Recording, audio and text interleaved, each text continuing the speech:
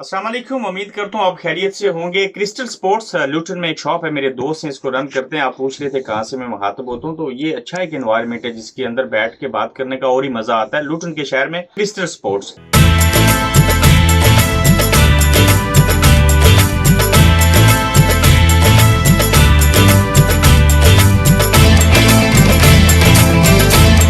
दूसरा आज का टॉपिक ये है कि इंजमाम उल हक, क्या इंजमाम उल हक एक अच्छे चीफ सिलेक्टर थे या एक अच्छे खिलाड़ी थे, इसके ऊपर बात होगी। मेरे ख्याल से इंजमाम उल हक से काफी सारे ब्लंडर हुए, बल्कि माजी में देखा जाए अगर उसको सामने रख के बात करें तो आप कभी भी इंजमाम उल हक के ऊपर तनकीद नहीं करेंगे। हमने देखना यह है कि मुस्बत चीजें कितनी हैं उनके हवाले से। सबसे पहले वर्ल्ड कप के अंदर जो उन्होंने टीम सिलेक्शन जो सिलेक्ट की उसमें क्या खामियां थी। नंबर एक, सबसे बड़ी उनके ऊपर तनकीद हुई कि उनके पास ओपनर्स का कोई ऑप्शन नहीं था। इमाम उल हक के भतीजे उनको लेके, लेकिन आपको ये बताना जरूरी है कि इमाम उल हक जब अंडर 19 खेल रहे थे बहुत अच्छी परफॉर्मेंस थी उनकी। इमाम उल हक तब चीफ सिलेक्टर भी नहीं थे और जब उन्होंने वनडे मैच खेला तो 50 की एवरेज से इमाम उल हक ने 100 स्कोर की और ये मजबूरी थी कि उनको रखा जाए। उसके बाद ओपनर्स का उनके साथ ना होना ये चीफ सिलेक्टर के जुमरे में आता है कि ये उनकी मिस्टेक है। दूसरी जानिब शोएब मलिक, जिनका 5 साल कबल उनका कैरियर खत्म हो चुका हुआ है, इस मुल्क में उनकी परफॉर्मेंस अच्छी नहीं है, कोई तजर्बा नहीं है।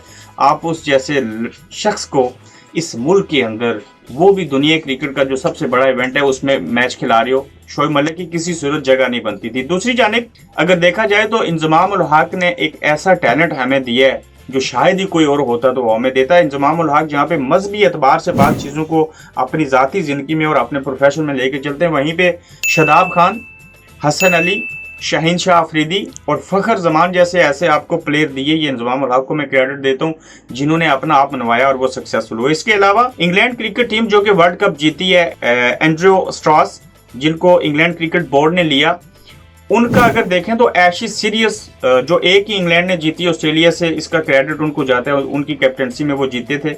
वो T20 टेस्ट और वनडे तीनों के कैप्टन रह चुके हैं। उनकी परफॉर्मेंस अच्छी है, लेकिन as a player Inzamam ul Haq और उनको कंपेयर करें तो इंजमाम उल हक उनसे बहुत बेहतर हैं। लेकिन टीम मैनेजमेंट के अंदर आके इंजमाम उल हक के साथ इनको कंपेयर करें तो इंजमाम उनके मुकाबले में बहुत ज्यादा नालायक निकले। उसकी रीजन, टेस्ट मैचेस के अंदर बुरे थे इंग्लैंड वाले, वनडे में बुरे थे, उसके बाद T20 में भी। इन्होंने तीनों फेज के अंदर एंड्रयू स्ट्रॉस ने आके इंग्लैंड की टीम के अंदर अच्छे प्लेयर लिए और इंग्लैंड की टीम को इतना स्ट्रॉन्ग बनाया कि उसने वर्ल्ड कप तक जीत लिया। लंबी तवील बहस हो जाएगी। इंजमाम उल हक के ऊपर एक क्वेश्चन मार्क ये है उनके रिटायर होने के बाद कि लोग कहते हैं कि ये निकाले गए या खुद गए या निकाल दिए जाते।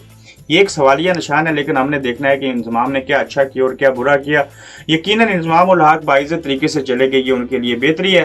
तो किसी नई वीडियो में मजीद इस टॉपिक के ऊपर आपके साथ कोशिश करूंगा और ज्यादा मुलाकात लेके बात करूँ। अपना ख्याल रखिए, मुझे इजाजत दीजिए। अल्लाह हाफ़िज़।